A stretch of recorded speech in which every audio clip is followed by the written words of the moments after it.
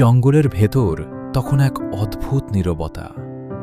ঘাসের আড়াল থেকে ধীরে ধীরে বেরিয়ে আসে এক বিশাল সিংহ। তার চোখে যেন রাজত্বের দাপট। চারপাশে তাকিয়েই বোঝা যায় এই জঙ্গলের আসল রাজা সেই। বাতাসও যেন থেমে যায় তার সামনে। কিছুক্ষণ পর দেখা যায় একটি শিয়াল ধীরে ধীরে সিংহের কাছে এগিয়ে আসছে। ছোট হলেও তার চোখে ছিল কৌতূহল আর সাহস।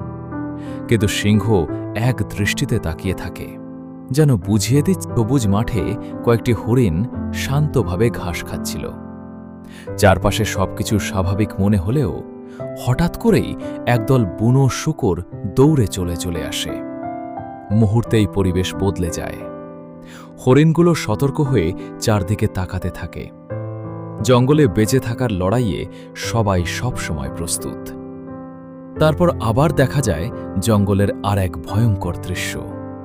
একদিকে দাঁড়িয়ে আছে কয়েকটি বিশাল গন্ডার, অন্যদিকে ধীরে ধীরে এগিয়ে যাচ্ছে